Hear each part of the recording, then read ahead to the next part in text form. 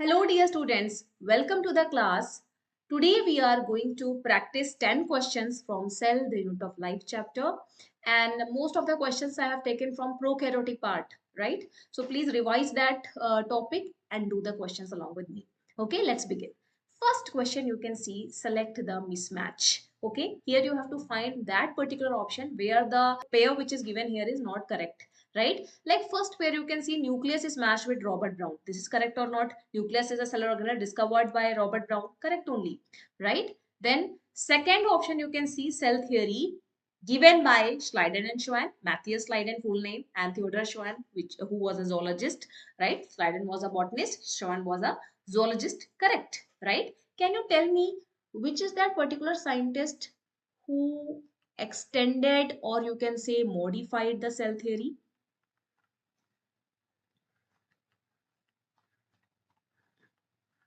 Hmm?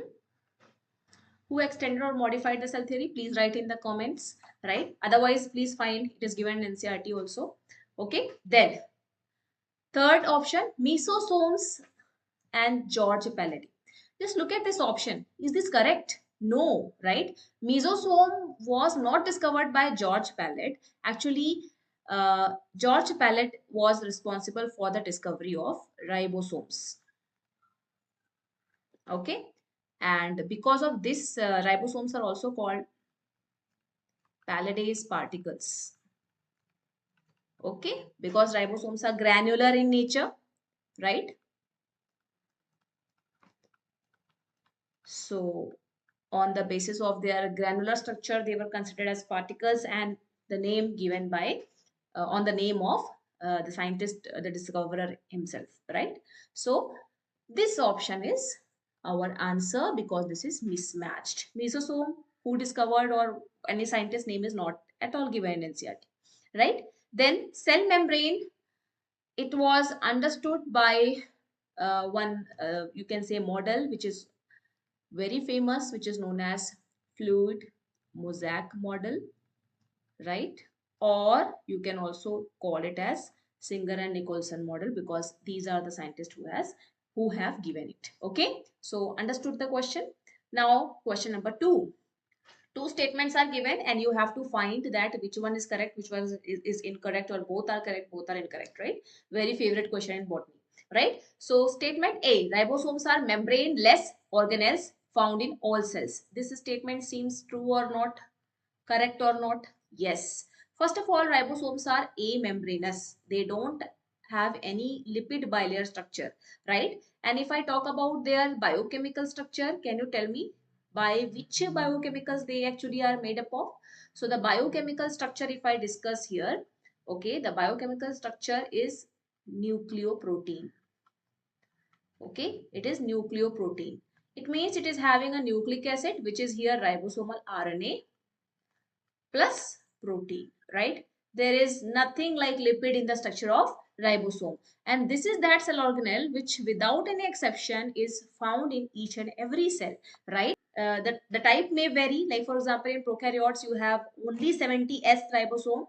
And in eukaryotes, you basically have 80S ribosome. But inside some cell organelles, you can write the name in the comments, right? In cell organelles like plastids and mitochondria, 70S ribosome is also there, right? So this is there in each and every cell. Even yeast also have this. So each and every cell has ribosome without any exception. Correct, right? This statement is true. Cytoplasm is the main arena of cellular activity, main area where cellular activities occur. Yes. Okay. Can you tell me cytoplasm is made up of what? Most of the cytoplasm part is having water only, right? Water plus some dissolved solutes are there. Okay, water and some dissolved solutes. And this water and dissolved solute, what they will do, they will act like a medium. Okay, they will act like a medium for metabolic reactions. Okay, that is why it is the main area or main arena of cellular activities. Okay, you can consider metabolic reactions as cellular activities, right? And until unless metabolic reactions or cellular activities are performed inside the cell, the state of the cell will always be living. Once the cellular activities are stopped, metabolism is stopped, cytoplasm is, you can say, lost, cell will die, right? So what is correct here? Both the options here, both the statements here are correct. Okay, option number 4. Question 3. What is the outermost layer of cell envelope which is found in prokaryotic cell? Okay, so prokaryotic cell or a bacterial cell, it is having one structure which is surrounding the entire cytoplasm of that particular cell is called cell envelope. Okay, this is a 3-layered structure, right? This is made up of 3 layers. Okay, first layer is outermost. Can you tell me what is the name of the outermost layer? Okay, second is middle layer, and third is innermost. Okay, outermost layer which makes cell envelope is glycocalyx. Okay, it is protective in nature. It helps the cell from desiccation, or you can say dry conditions, right? Then you have cell wall, okay, which maintains the structure of the cell, shape of the cell, right? And if there is any damage to cell wall, the cell will get collapsed, the bacterial cell will die, right? So it is very, very important. And the innermost is responsible for the movement of solutes and all the things across the, you can say, cell. So plasma membrane is there as innermost layer, and every bacterial cell has these 3 layers, right? Thick glycocalyx can be there, cell wall will be there, innermost layer plasma membrane will be there. So outermost layer you have to find, that is glycocalyx here, right? Very easy question. Question number 4 is also from prokaryotic cell. You can see they are talking about mesosome. Okay, can you define what is mesosome? Okay, if you try to think about a bacterial cell, let's suppose this is a bacterial cell and I'm just drawing its cell wall. Okay, I'm not drawing glycocalyx outside the cell wall, only cell wall, second layer I have drawn. And you know that inside this you have a plasma membrane. Okay, the thing is that inside this, you don't have any membrane bound structure. There is no cell organelle present here, right? So at some specific locations, you will see that the plasma membrane itself will get extended towards the inner side of the cell, right? In order to increase what? In order to increase the surface area. Can you see surface area is increased because of this? Imagine this plasma membrane going straight throughout like this. And imagine it has got inside and it has made the structure or extensions, right? So these inward extensions of plasma membrane, okay, they are called mesosomes, and they are very important because they can bear lot of protein and enzymes. Okay, protein and enzymes are increased here. Okay, so many proteins and enzymes are present here which will do different functions, right? So what are those functions? Some of these proteins are involved in cellular respiration, so definitely it will help in respiration. Some of these enzymes are helpful in DNA replication and distributing the DNA into equal amounts to daughter cells, right? Then mesosome as an extension also helps in secretion and cell wall formation, right? So if anything has to be secreted out, it can get secreted out through here. And how it helps in the cell wall formation? It helps in the cell wall formation like this. Let's suppose this I am drawing one particular cell, right? And this is the cell wall of this cell. And what will happen? How it will help in, you can say, see, mesosome will be formed like this, okay? And these mesosomes will fuse together, right? So this is doing what? It is helping in the formation of cell wall like this, right? So it helps in cell wall formation. It directly doesn't do anything, but it gives a pathway that, okay, create the or form the cell wall or synthesize the cell wall here, right? So correct only. But it does not help in any way in the formation of inclusion body. Inclusion body is what? It is the reserve food material inside the prokaryotic cell is stored in the cytoplasm in the form of inclusion bodies which are not bounded by any plasma membrane. Sometimes maybe it can be bounded by some unit membrane formed by a protein, but that also is not very common. It is just some granular structures which are present here and there in the cytoplasm as reserve food material, right? So this extension of plasma membrane never forms any cell structure inside the cell, right? So inclusion body cannot be formed by mesosome. Understood? Rest all options are correct, and this is given in NCERT. You have to learn the function of mesosome. This is a favorite question. Mesosome topic is very important for prokaryotic cell if you are reading the structure. Okay, so please revise. Then bacterial flagellum is composed of what? Right? This is also very important question. See, if you talk about flagella is that particular structure which you will observe inside a cell, which will be responsible for providing motility to any kind of cell, right? But the structure of prokaryotic and eukaryotic flagella is entirely different.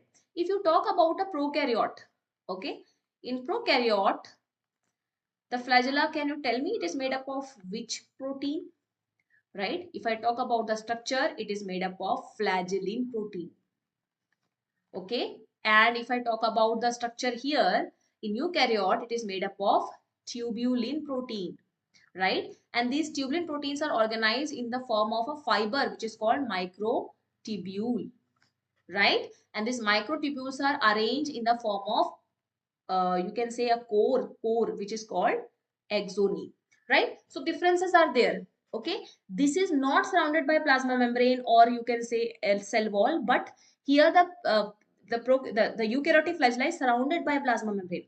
This is extending from the cell, okay, which is made up of only flagellin protein, not at all any extension of plasma membrane or any extension of cell wall, but this is extension of plasma membrane inside which microtubules are present, right?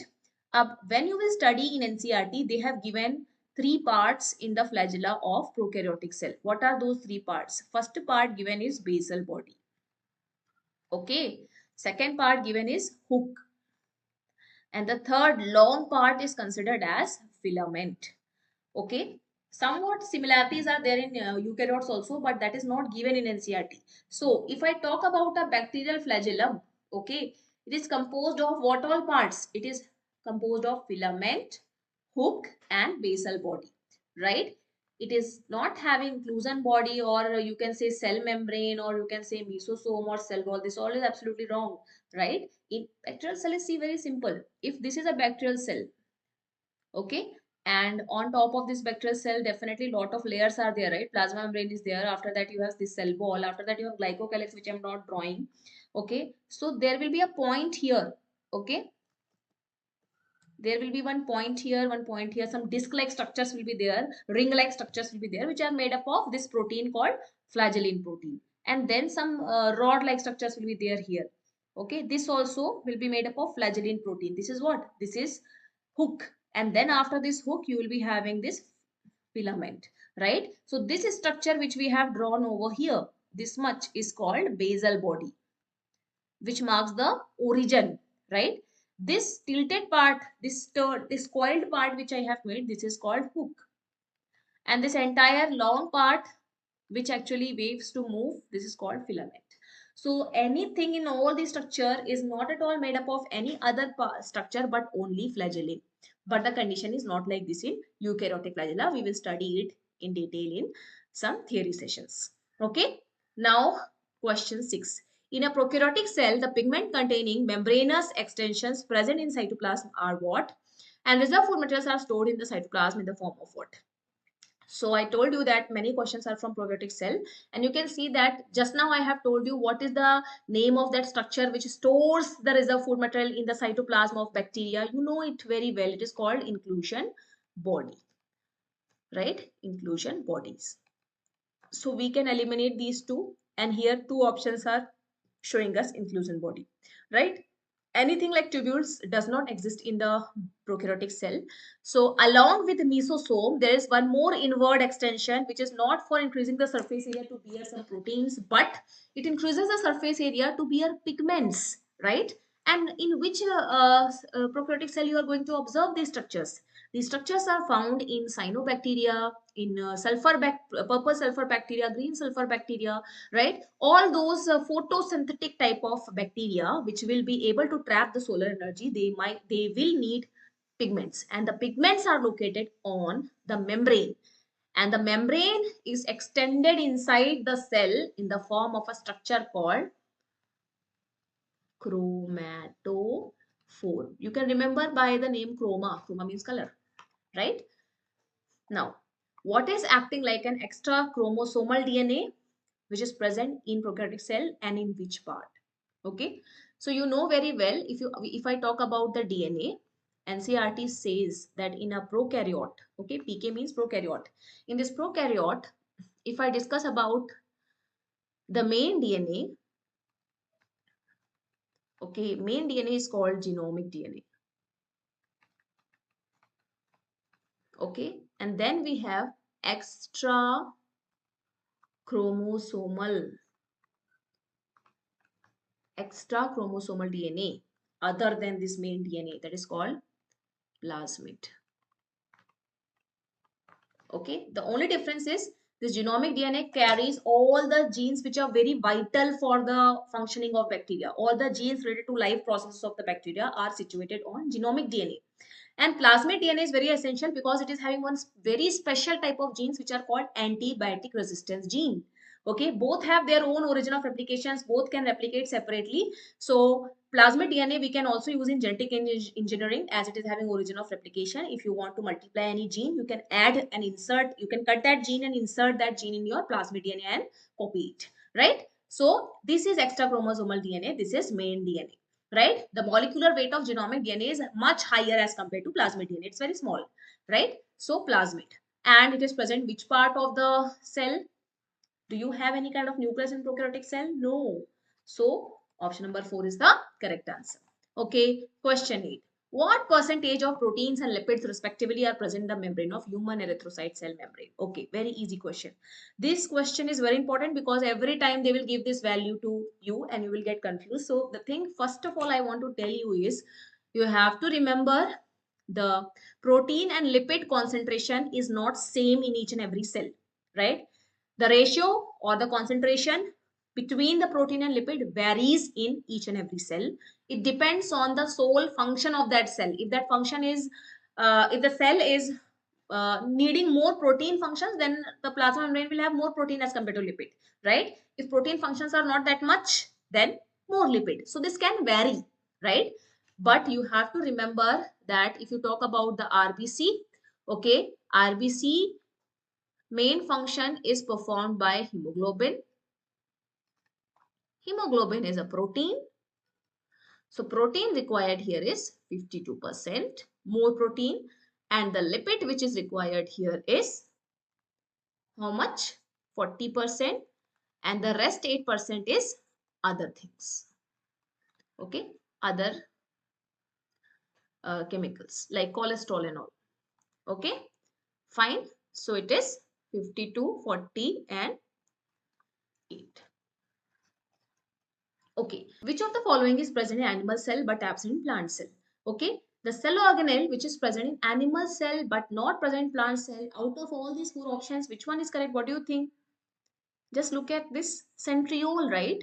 Centriole is the cell organelle which is present in animal cell but it is absent in the plant cell or not. Some more information you can take for a centriole. It is non-membrane bound cell organelle, right? Non-membrane bound. If I consider centriole as non-membrane bound cell organelle, right, then there is one more non-membrane bound cell organelle which you have learned in the beginning, that was ribosome, right? So if they give a question like this, non-membrane bound cell organelle present in each and every cell, then ribosome. Answer will be ribosome.